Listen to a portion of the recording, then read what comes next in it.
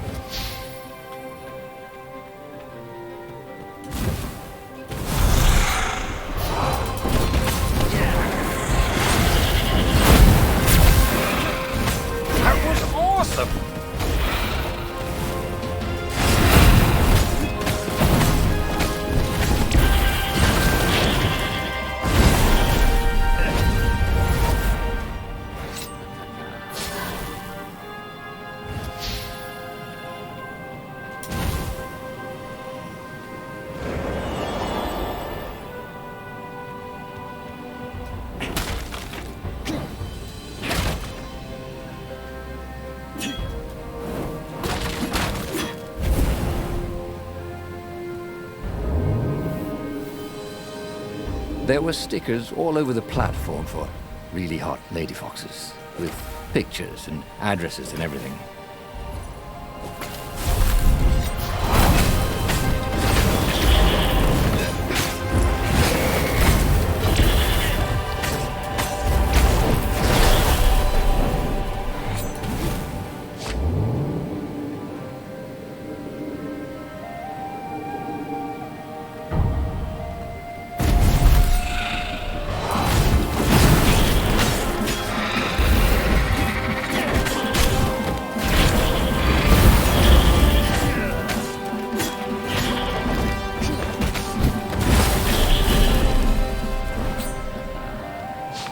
Renado's arm was getting tired. The core was no longer eating at him, but he still felt weak. His stamina was shot. But he had the oculum. When the ravens swarmed him, it would sometimes fire its death ray. It seemed to be warming up too, firing more and more often. Maybe he should let it cool off. Yeah, he decided to stop using it entirely.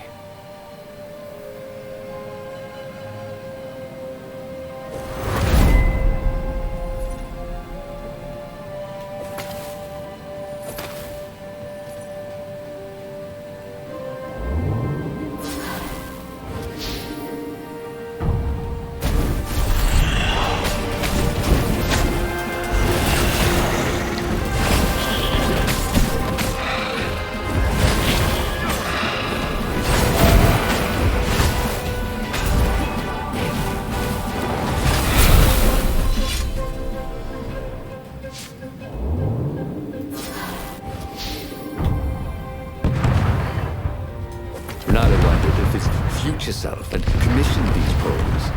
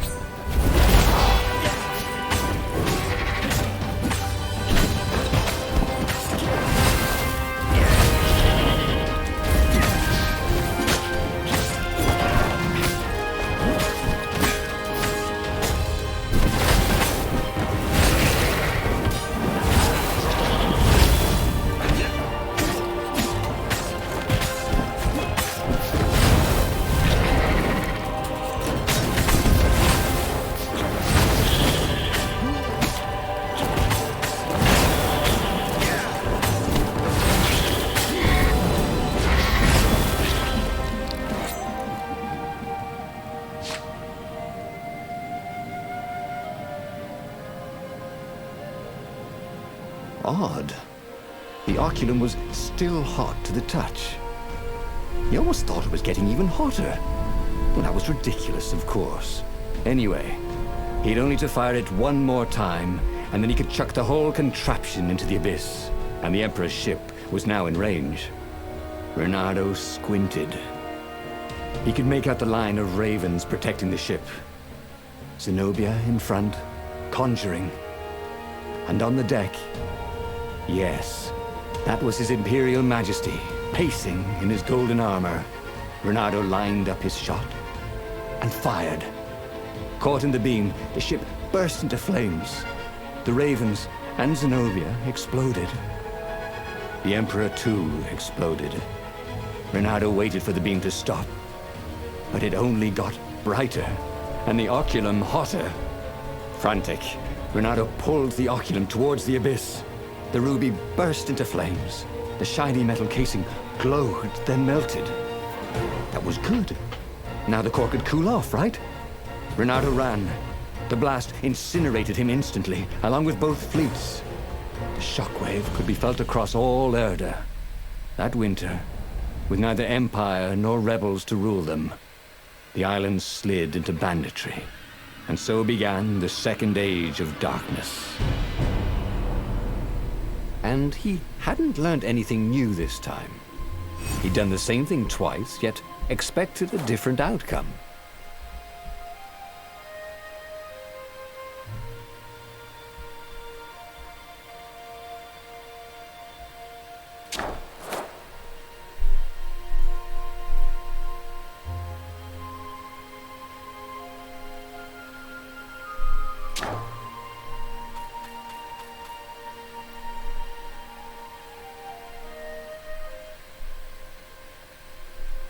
There would be a way to win.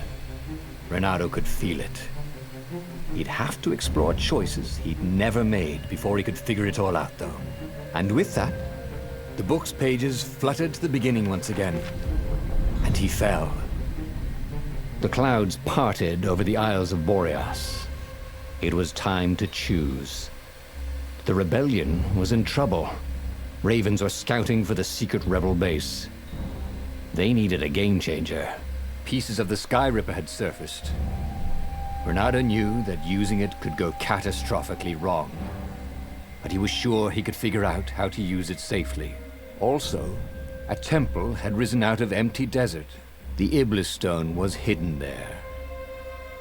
It was a dangerous artifact. It could corrupt its user into a bloodthirsty monster. Maybe he could find a way to use it. To take its power without surrendering to its wickedness. And also, his old friend Lapino needed rescuing. Of course, Reynardo had a pretty strong suspicion that Lapino had betrayed the rebellion. But could Reynardo really leave an old friend to the Ravens?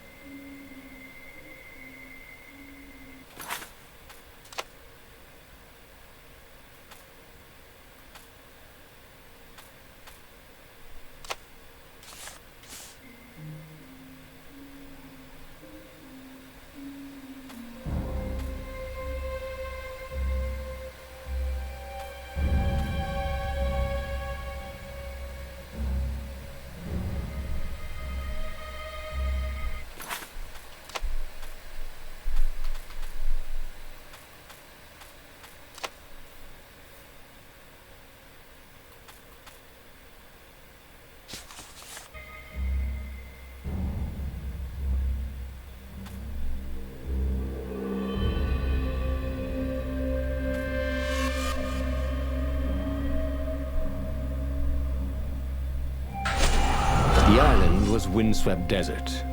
No one went there except ostriches and ostrich hunters. The Iblis Stone. It would whisper promises in his ear, offer him power for blood. But this time, Reynardo was sure he could master it. And so, Reynardo went ostrich hunting.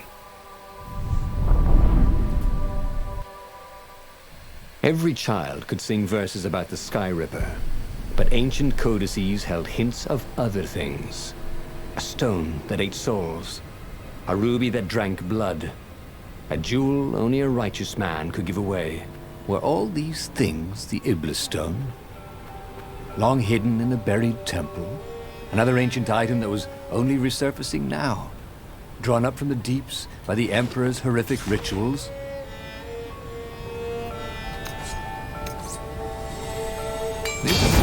from the mystical East could make time itself slow for you.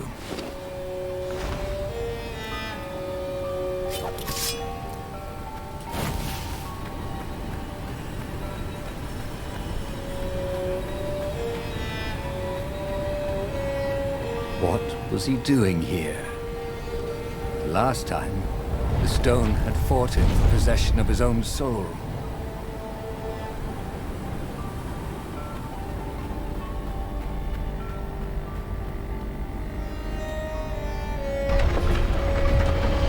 Haven't you heard? Goth is over.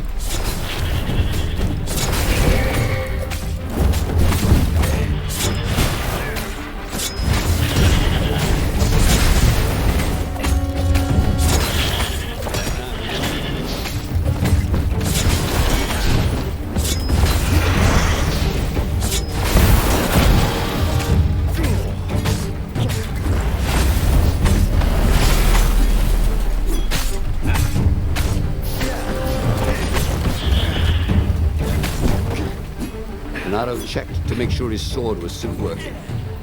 Yep. The ravens were already here, cawing in frustration. They were still searching for a way in. Good. Then he hadn't come too late.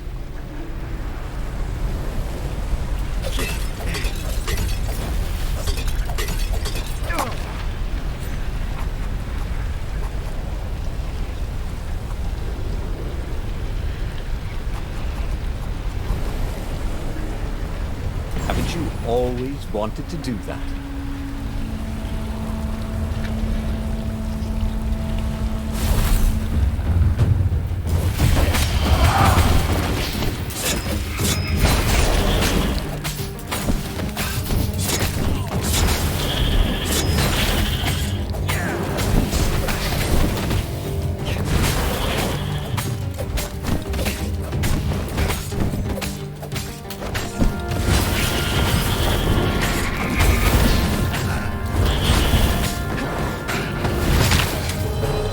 Should have done a barrel roll, he thought, as he died.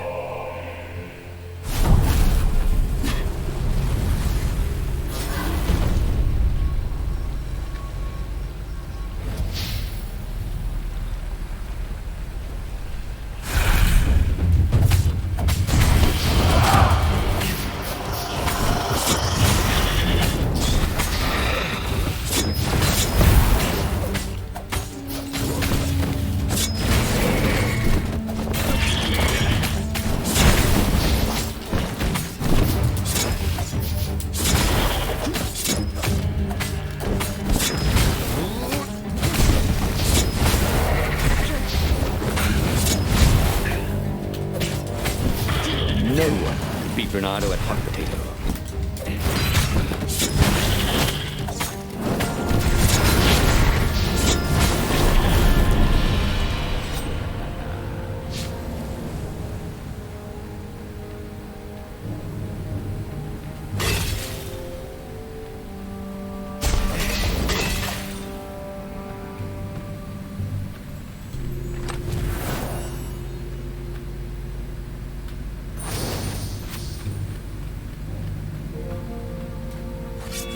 That is a very cool sword, thought Bernardo. No, seriously. He couldn't feel his paw anymore.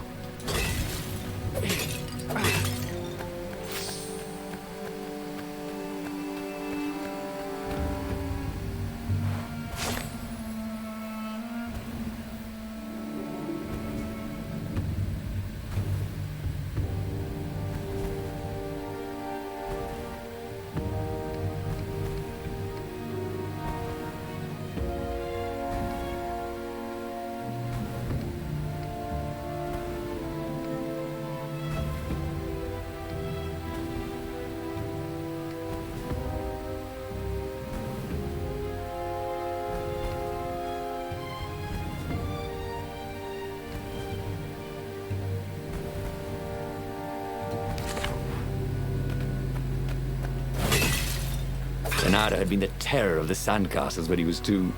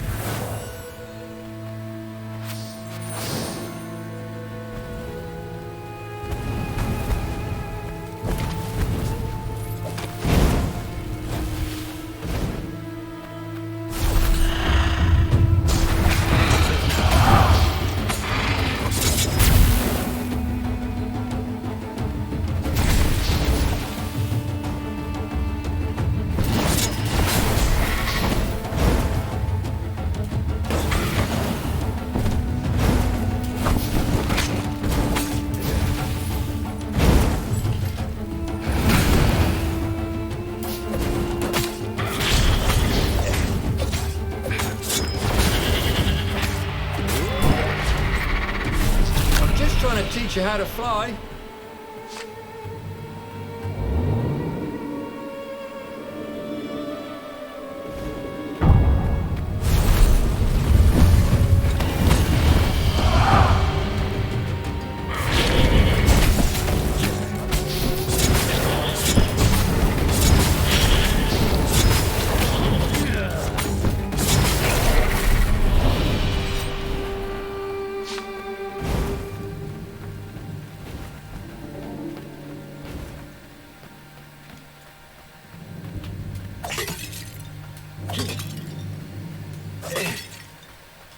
What else could you hook?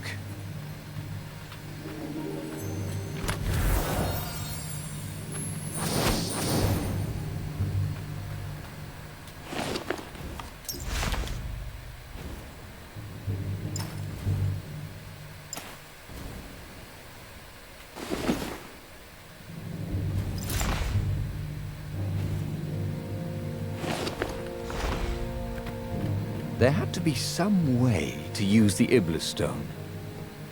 It was old, wasn't it? People are so much cleverer now. And Renato was pretty sure he was cleverer than most people.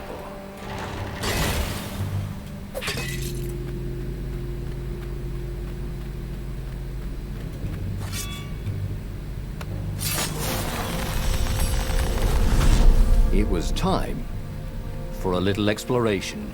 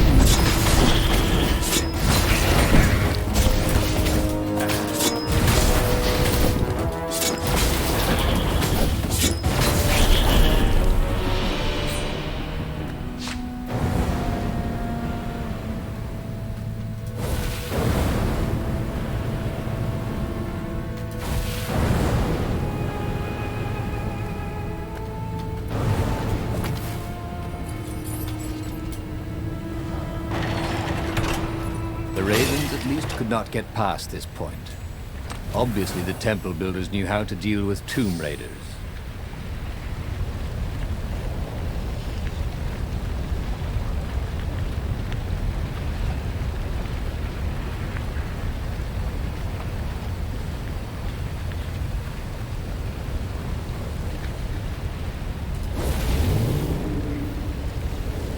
A very clever engineer named Elon Muskrat got his start making floating platforms.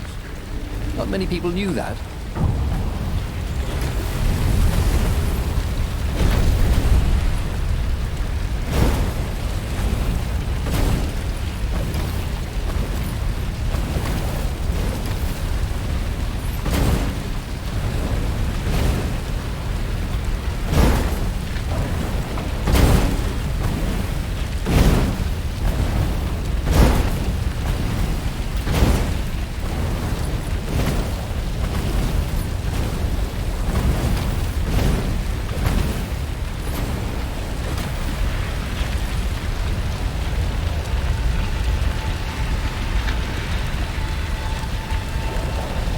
It was a stone of the purest blackness.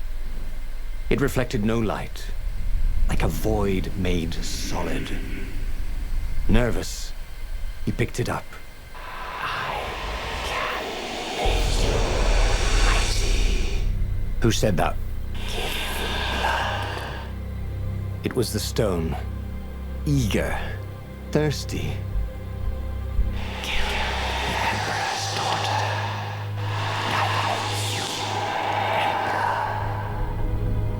seemed tempting and terribly wrong. Zenobia was the Emperor's greatest general and a potent witch, but they had been close once. And he had a sneaking suspicion the gem would try to control him. Why not capture the core of Skyripper instead? It was the eye of a lost god torn out by the transcendent Emperor to power his greatest weapon. It's the core. Said the stone anxiously. Feed me death. Derek, you have the power to take what you want. But even though Renato knew how evil the gem was, he had a clever plan for dealing with it.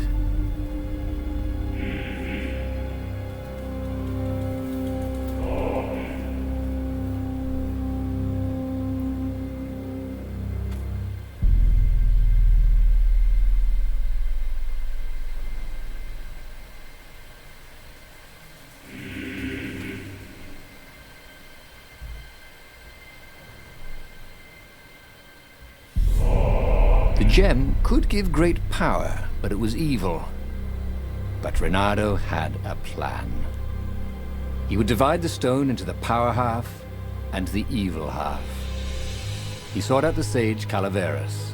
Oh, you need a mirror of splitting. Croaked Calaveras. I can make one. Calaveras set up various shiny things. And soon Renato was setting the stone down in the middle of Calaveras' lab. There was a flash, and now Renato was looking at himself. Except with a mustache, and a goatee, and darker hair. There were two Iblis stones. One light, and one dark. Renato took the light one. He felt a rush of great power. Now I could defeat the Emperor.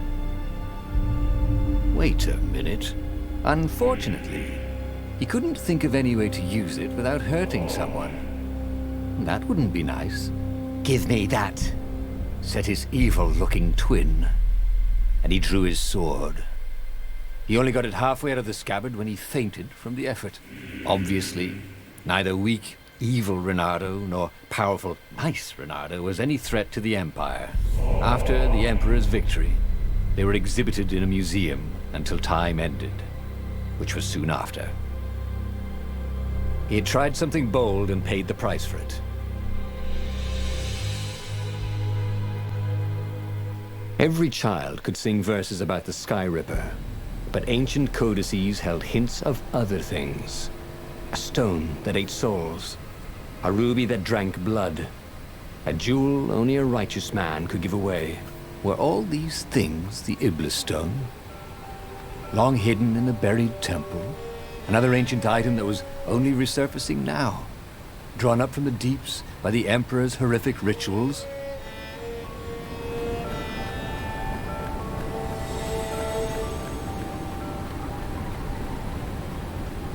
What was he doing here? Last time, the stone had fought him for possession of his own soul.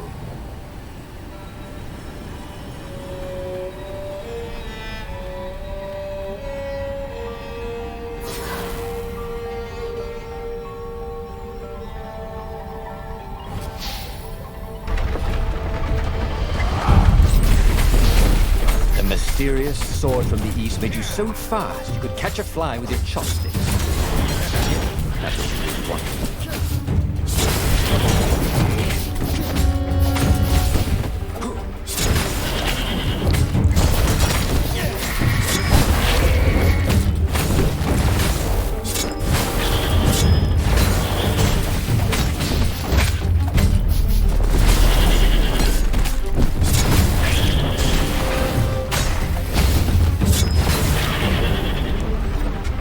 Ravens were already here, cawing in frustration.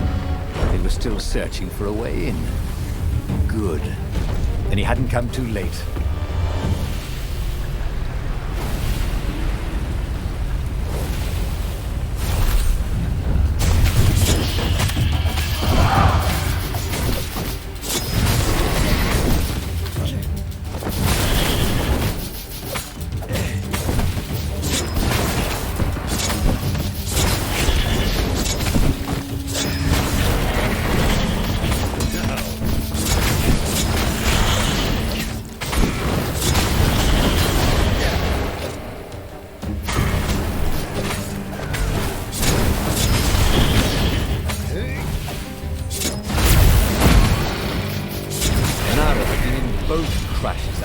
fun.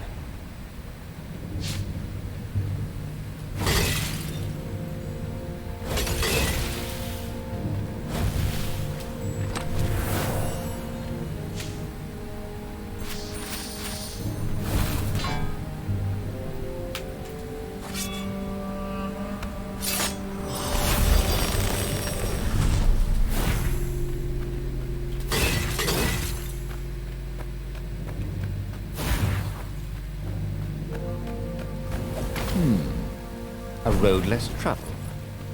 This could be fun. If it wasn't fatal, that is.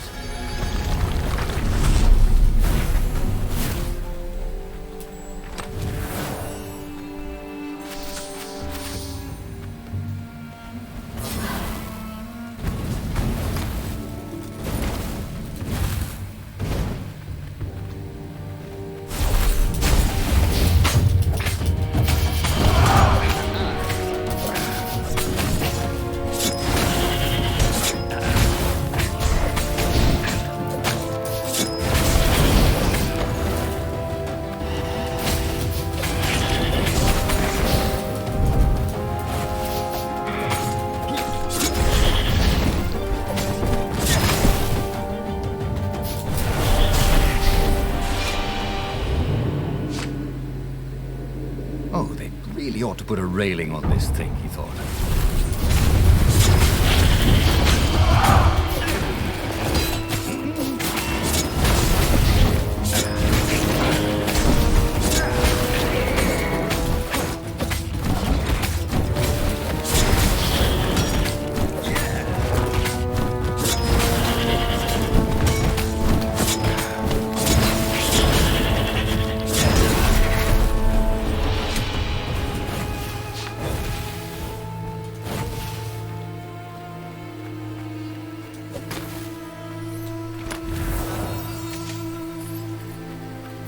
There had to be some way to use the Iblis stone. It was old, wasn't it? People are so much cleverer now. And Renato was pretty sure he was cleverer than most people.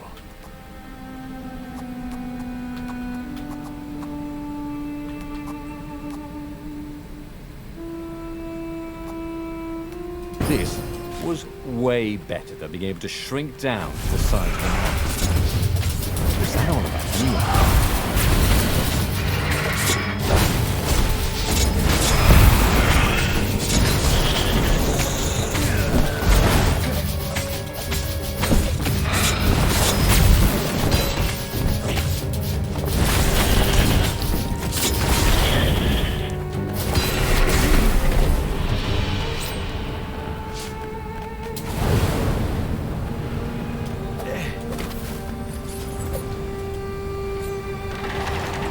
The Ravens, at least, could not get past this point. Obviously, the temple builders knew how to deal with tomb raiders.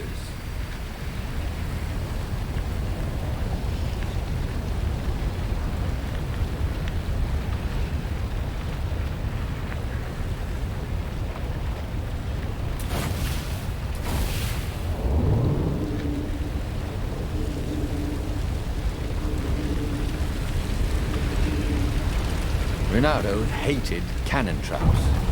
Also, who reloaded these things anyway? He never figured that part out.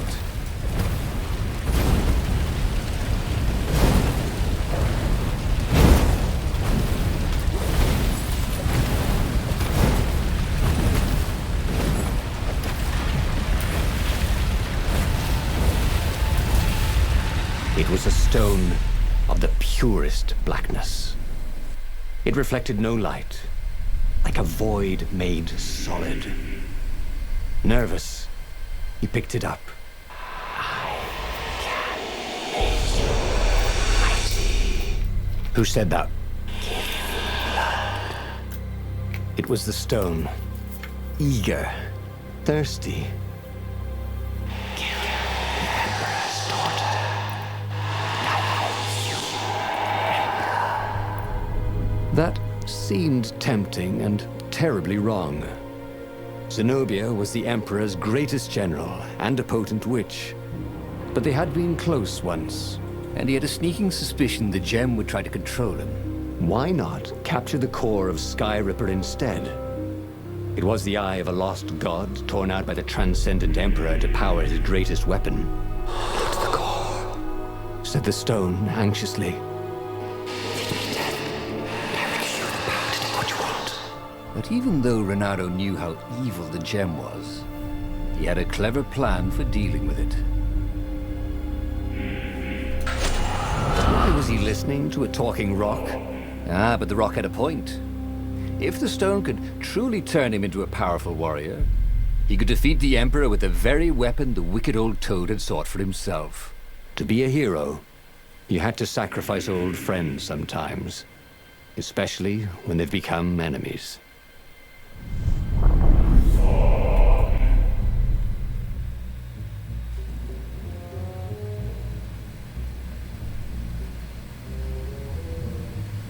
As he placed the impossibly black crystal in his gauntlet, Renato had a sudden vision.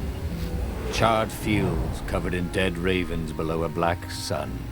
Was it the time of the lost gods before the Transcendent Emperor?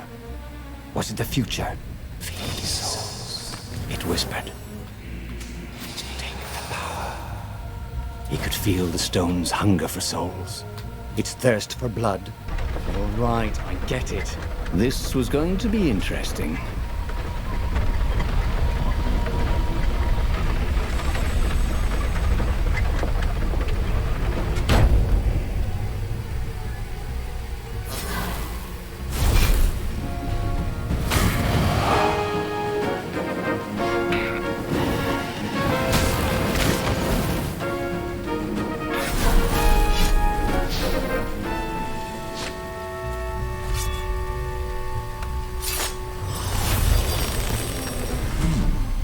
He hadn't noticed that path before.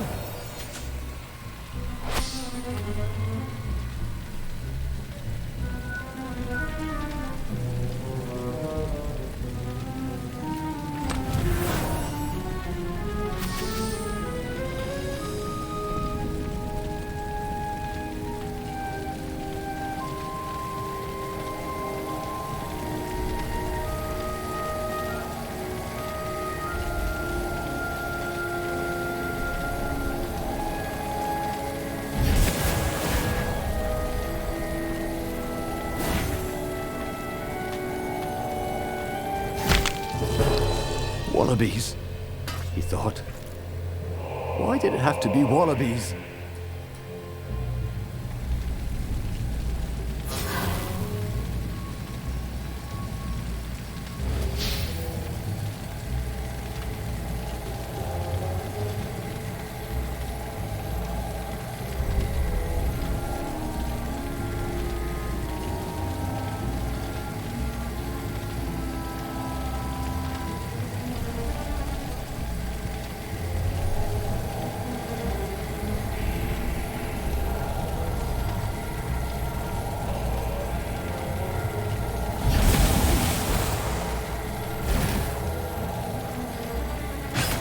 What was the point of this gate? Did they think no one would notice the lever?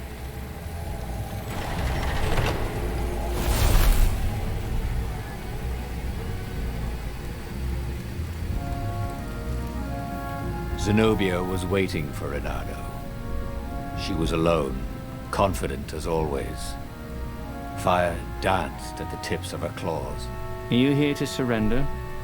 She seemed as cocksure as he felt. But she didn't know he had the stone. And I've missed you too, love. He chuckled.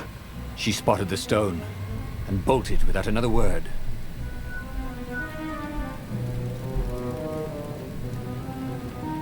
You couldn't go sticking jewels in your gauntlet just anywhere. What if you dropped one and broke it? Luckily, there was a bench right here.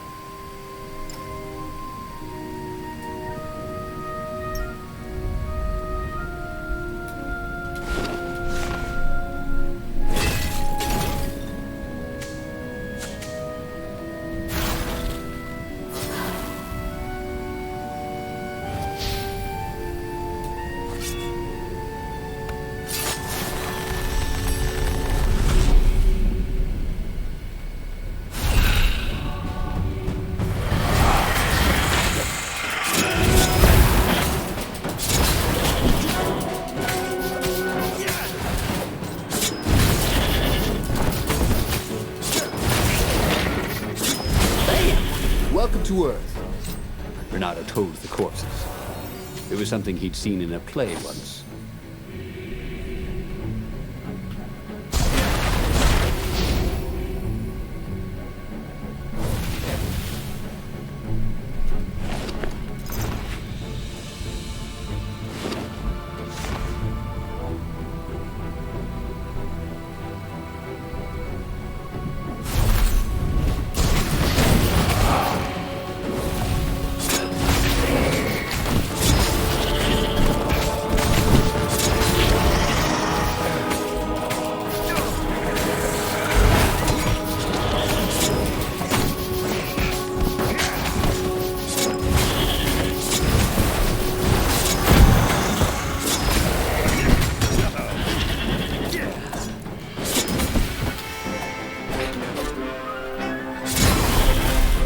The ravens on Zenobia's island were no match for Renato. They screamed as the stones sucked out their souls. And with each death, he felt stronger. Take the power, the stone told him. Finally, Renato caught up to her. He had never seen her scared before. At school, she'd been the determined, brave one. Now her eyes were wide, frightened. He didn't like seeing her this way. Kill her, whispered the stone. You cannot win your rebellion without it. Please. No, said Zenobia. Not that way. Oh, they had been so close once. Could he really feed her soul to his demonic gem? But if he spared her, he would not get the full power of the stone. Oh, how could he be the hero he wanted to be?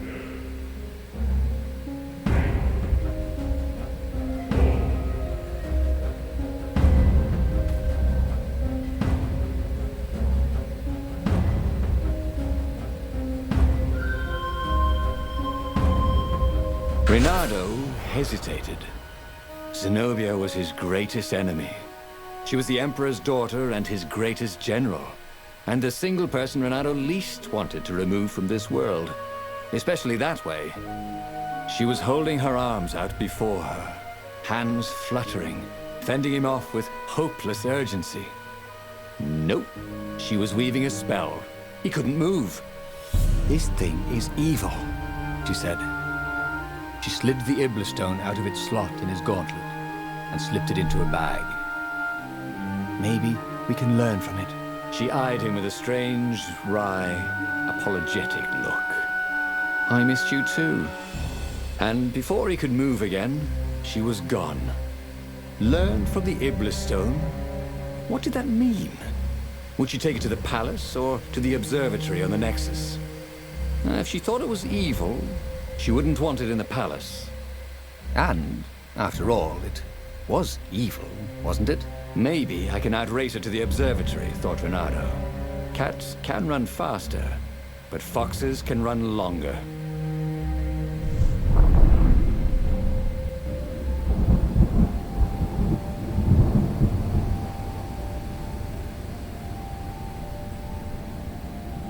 Renato felt a little sick. Ever since Zenobia had taken the stone from him, he'd felt an ache that wouldn't go away. He missed it. He wanted it back. He needed it back. Why hadn't he killed her when he had the chance? She was the enemy.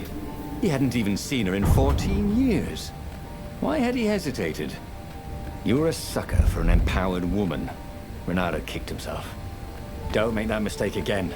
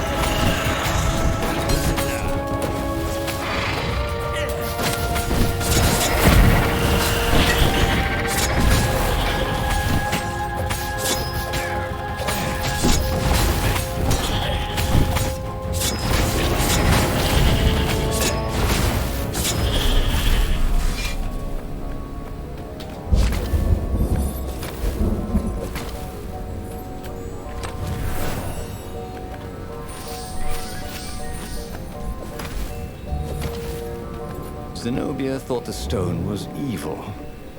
Was it? Well, yes, but he still longed to have it back.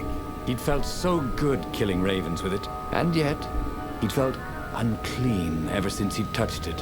She confused him. She'd made him want to be a better fox, and then she'd abandoned him, never telling him she was the Emperor's daughter, never contacting him since. Well, who was she to tell him the stone was evil?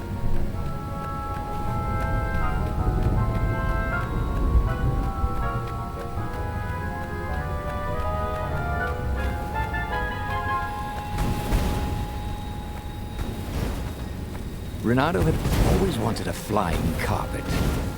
This was more like a flying tabletop, but it would do.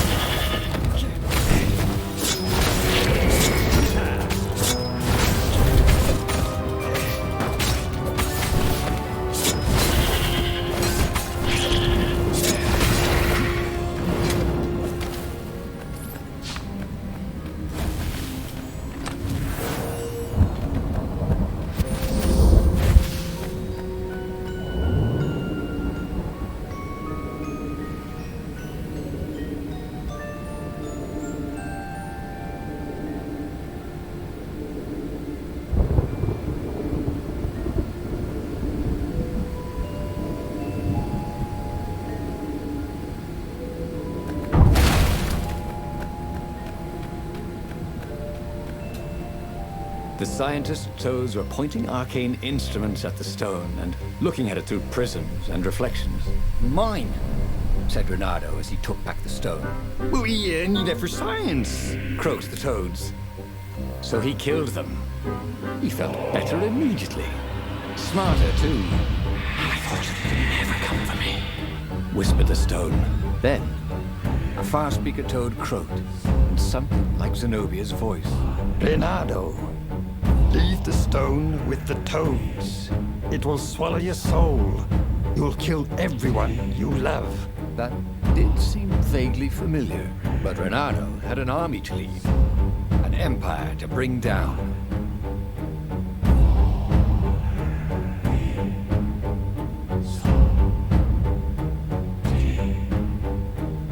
I know you can fight this thing.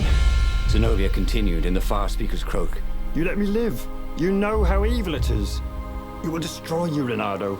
It will destroy everything you love. He had tried to convince himself that this time he would control the Iblis stone.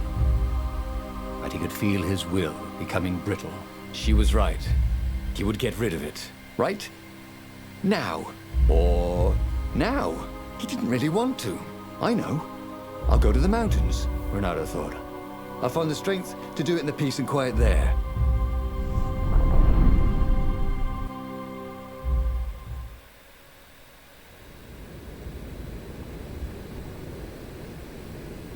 As the Farfarer landed at the foot of the mountains, Renato was surprised to find Lapino there. What are you doing here? Oh, you wouldn't believe it. I was stowed away on an Imperial courier ship, dressed up as a combat nurse carrying a general's beak transplant. This is not a great time, said Renato, who was pretty sure he did not, in fact, believe Lapino's story.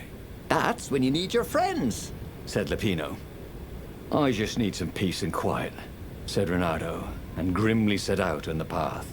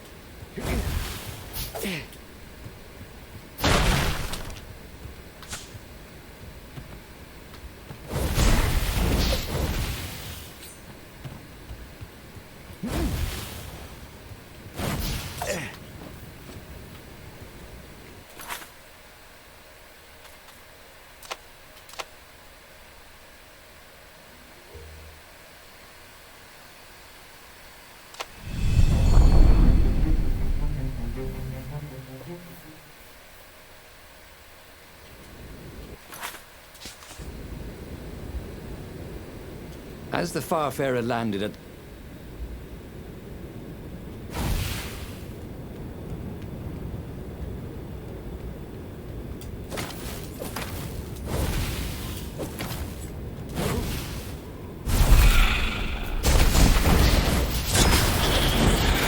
His mother had never let him wave his sword around at home. He guessed he was still compensating for that.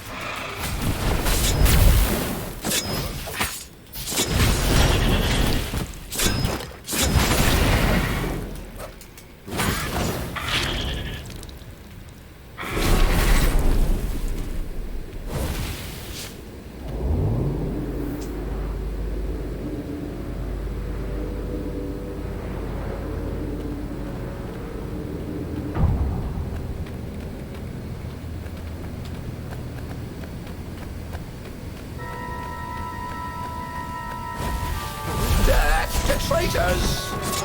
Caught the ravens.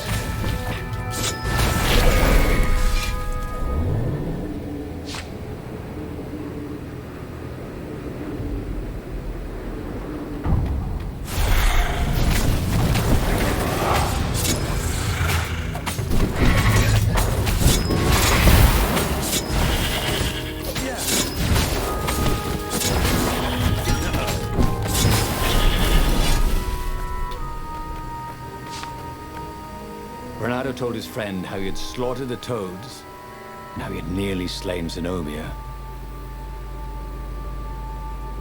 A terrible burden, this Iblis stone, sympathized the rabbit. Yeah, but I need it. For the rebellion. Do you now? You know, you were a pretty fine fighter before you were wielding a demonic decoration. Oddly, the sword wasn't whispering at him to kill the Pino. Up ahead in the mountains, there was a peaceful spot.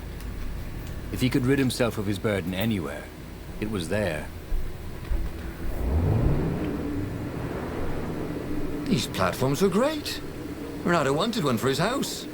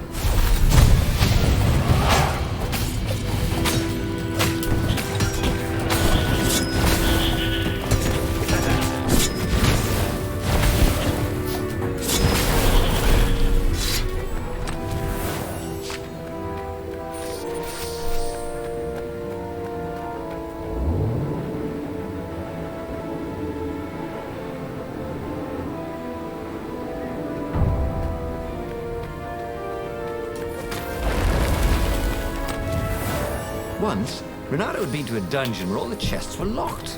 It was awful.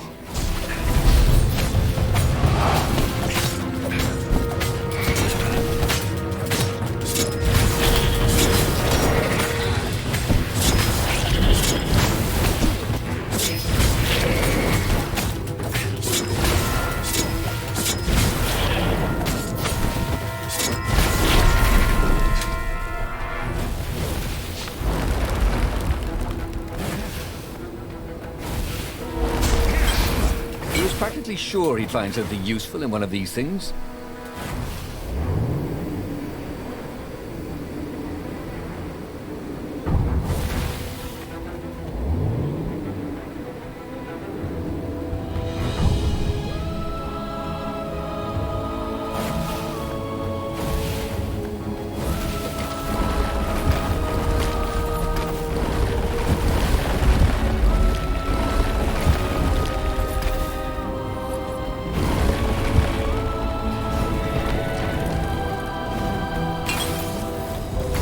Renato thought he would make a difference, snatching the Iblastone before the Emperor could get it. But it would destroy him. Zenobia and Lupino, they were both trying to save him. Peace. That was what he needed.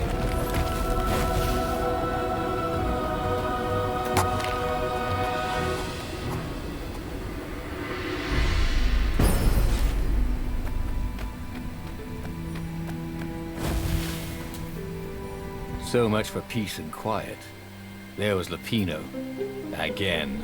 You're stronger than some dumb rock, Lupino said. Let's just bury it, and no one will ever find it again. Renato could feel the spirit energy of all those dead ravens inside him, pecking away. The rabbit was right. Even if the rabbit was a traitor, he was still right. He tore the Iblastone from his gauntlet and threw it into the hole Lupino had dug. The stone was silent. Probably sulking. Now whoop those Imperials, said Lupino. Aren't you coming? Ah, no, I can't come with you. It's my old injury, you know. Recently, it's been acting up terrible. I'd be no use to you at all. So Renato boarded the Farfarer alone. Renato felt lonely on board the Farfarer. How could his old friend Lupino, miraculously escaped from the Empire, leave him to face the final battle alone?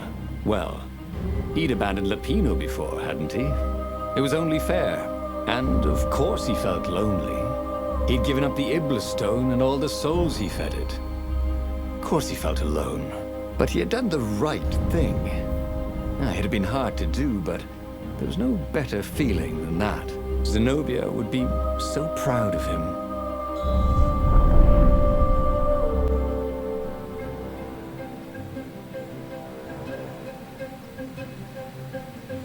The battle, alas, was not going well. He no longer had the stone, and he'd never gotten the core. Lupino wasn't with him, and he was up against Zenobia, out there somewhere, maneuvering the Emperor's forces.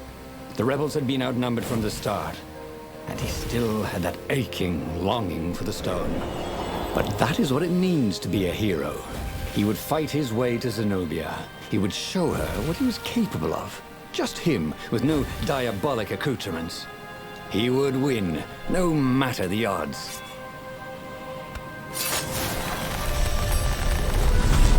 Maybe I should follow my nose, thought Renato.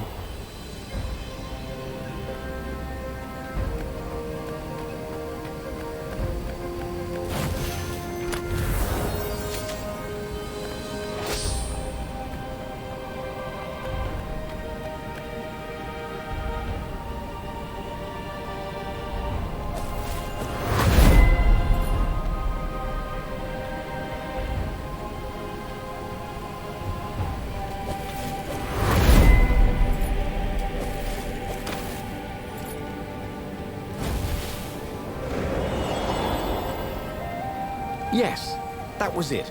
Pirouette, slash, parry, dodge. Renato had never done such good work in a fight. He wished the poets were along to sing of his exploits for his old age. Maybe he wouldn't have to kill Zenobia. Maybe he could defeat her and take her prisoner. Then he could turn the tide against the Emperor. If she wasn't crowned princess, once this was all over, she'd have more time for him, right?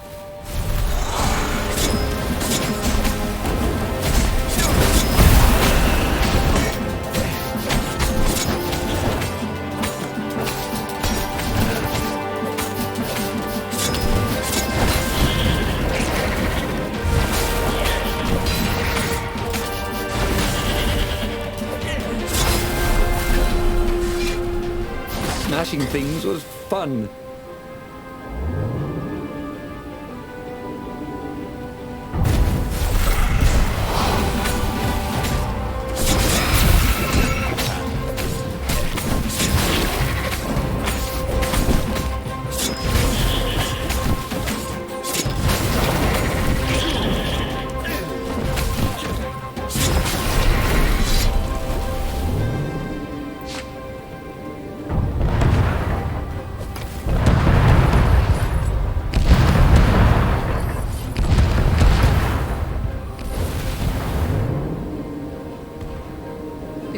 quite the view, he thought.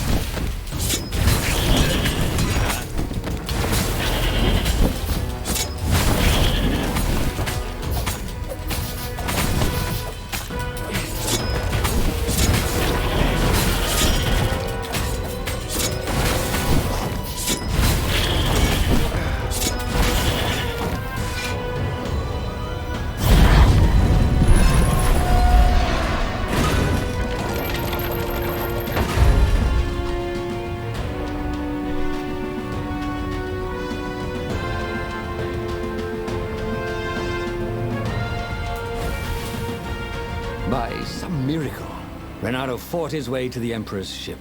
He was exhausted, bleeding, but he'd found the strength to reject the stone. Zenobia came out of the ship. "Renato!" she shouted, and then she fell down and died. Lapino was behind her, wielding a sword that seemed to suck all the light out of the sun. "You idiot! You threw the stone away!" cried Lapino. "You said it was evil." "It hates sanctimonious prigs like you," laughed Lapino. "And we're having a grand old time." Renato turned and ran. But no matter where he ran, Lapino jumped in front of him until Renato was cornered.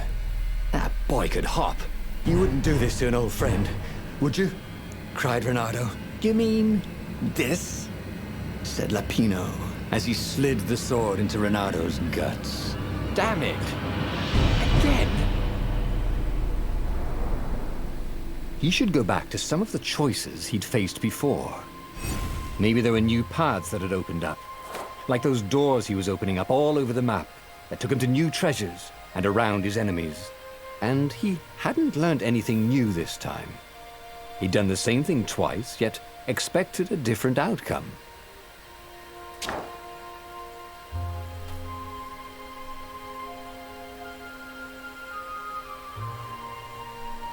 The book's pages fluttered to the beginning once again, faster than before, and he fell. The clouds parted over the Isles of Boreas. It was time to choose. The rebellion was in trouble. Ravens were scouting for the secret rebel base. They needed a game changer. Pieces of the Sky Ripper had surfaced. Renato knew that using it could go catastrophically wrong, but he was sure he could figure out how to use it safely. Also, a temple had risen out of empty desert. The Iblis stone was hidden there. It was a dangerous artifact. It could corrupt its user into a bloodthirsty monster. Maybe he could find a way to use it, to take its power without surrendering to its wickedness. And also, his old friend Lapino needed rescuing. Of course, Renato had a pretty strong suspicion that Lapino had betrayed the rebellion. But could Renato really leave an old friend to the Ravens?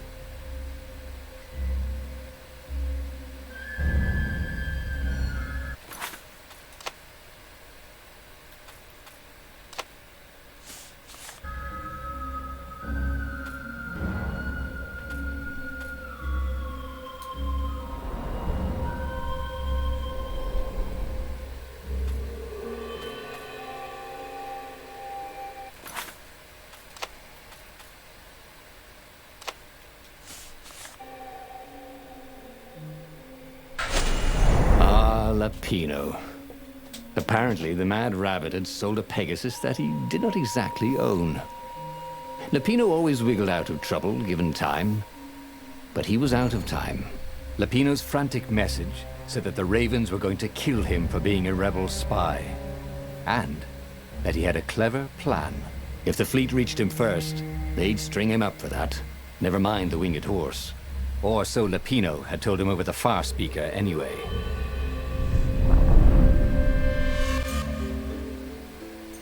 Lapino had apparently managed to confuse the judge by arguing that he hadn't actually stolen the winged horse. He'd only sold it.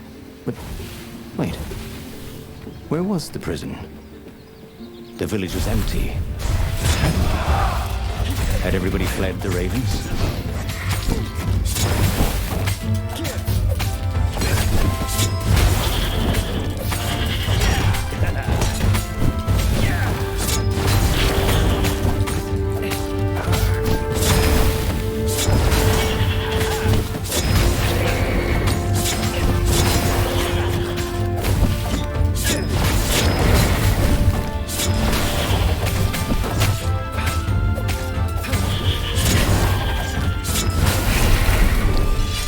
People were frightened these days. Just 2 weeks past, Reynardo had sneaked through an empty town and listened to the ravens caw about the Emperor's new taste in ritual sacrifice.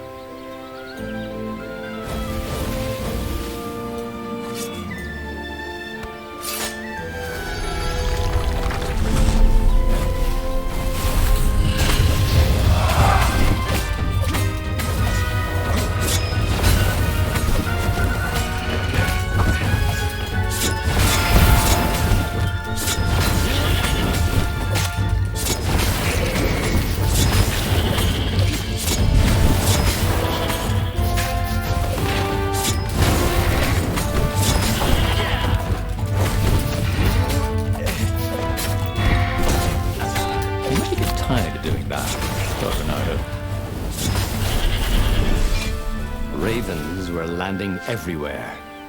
The advance guard. He'd better get moving. If they got to Lapino first, they'd eat him for breakfast. Or a snack. Ravens weren't picky. If they got hungry, they sometimes forgot to interrogate their prisoners. Even top spies like Lapino. Well, unless he really was a traitor, obviously. Then they'd probably pin a medal on his chest.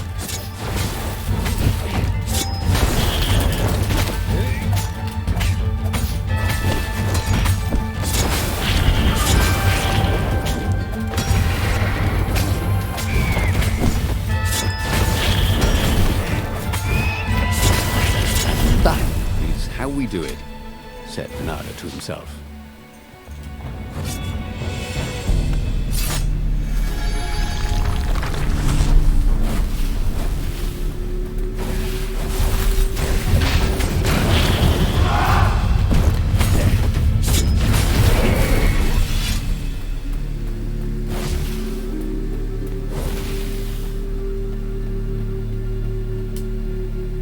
Dirty and bloody, Reynardo finally reached Lapino.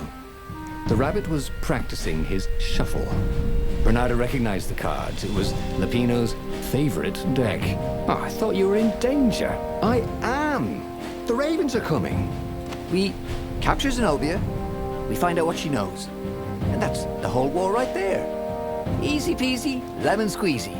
Capture the Emperor's greatest general, who also happened to be a deadly sorcerer and, oh, his only daughter? That would be worth it. On the other hand, he could still get to the core of the Sky Ripper, even if he couldn't get the whole thing. It must have great power.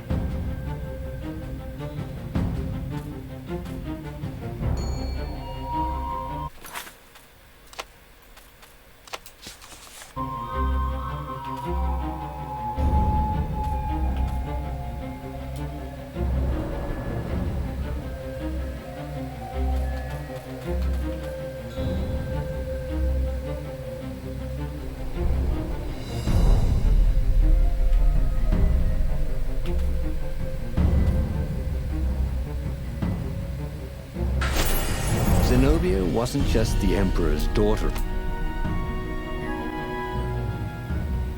The city was already under Zenobia's control.